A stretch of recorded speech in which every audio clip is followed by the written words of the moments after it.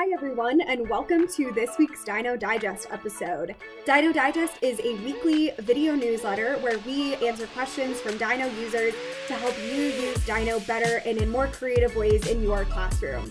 Let's see what topic Maggie has for us today.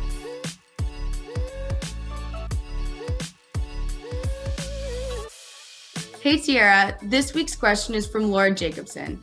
She wants to know how she can have a better understanding of how to pull reports for individual students to see what they're accessing. She also wants to know if she can send these reports to their parents so they can also view this data. That is a great question, and I think that is something that's been heavily requested as a feature and just something that teachers can do during this time of remote learning when students aren't in the classroom and parents might want to know how learning is going. So I'm excited to answer this question from Laura. Let's jump into that answer.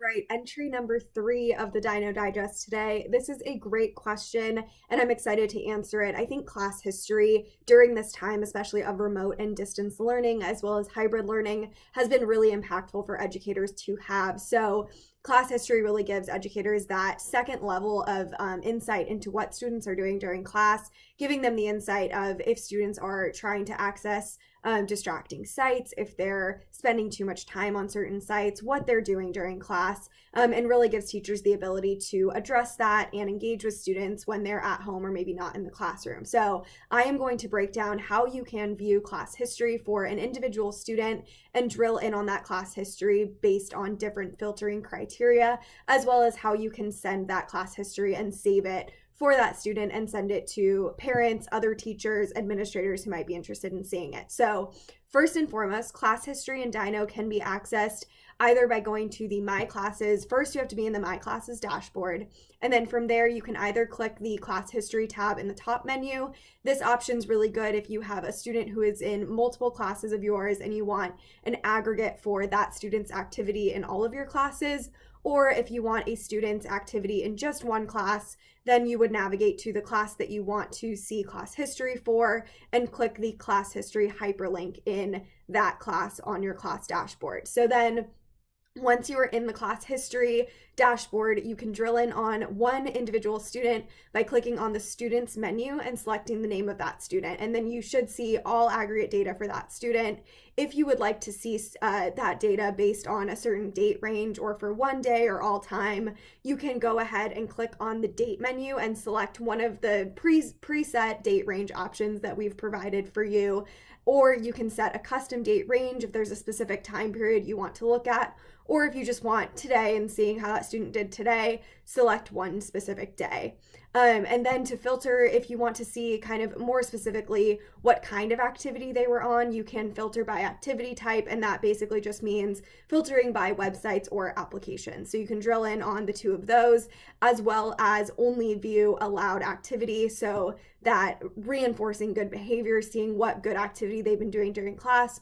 Or if you only want to see blocked activity, you can go ahead and select the blocked activity filter, and that will show you sites that they attempted to access that were blocked during class, showing that intent was still there even if they didn't necessarily spend time on those blocked sites during class. So once you have your report on what student activity you want to see in that individual student, now it's time to share it with your parent, teacher, whoever you're trying to share that information with, or just save it for your own records so that you have it for later. So in Dyknow, you cannot export data or download data, but you can print this history report, and in that print function, you can also save it as a PDF. So in order to print the report, just click the print button, and then from there, you can decide if you want to print a hard copy or if you want to save it as a PDF. During this time of remote learning, it's really helpful to save it as a PDF because then you have that electronic copy and you can send that to parents if that's who you're trying to send it to via email, in your LMS, whatever it may be, or share it with other teachers and anyone you have, and then also save it for your own records. So that's an overview of how to view data and student history for an individual student and share it with parents if that is what you are interested in doing. I hope this answered Laura's question, and we look forward to getting all of your questions. Let us know if you end up using student history and how you're using student history. This is a really impactful feature with Dyknow, so we love to hear stories on how you're using it. As always, don't forget to submit your questions for Dyknow Digest by commenting on this episode or any of our other episodes. As always, we will get in contact with you if we use your question for an episode and offer to give you a $10 gift card and some Dyknow swag as a thank you for contributing to our content. So as always, stay tuned for the next episode and thank you for tuning in.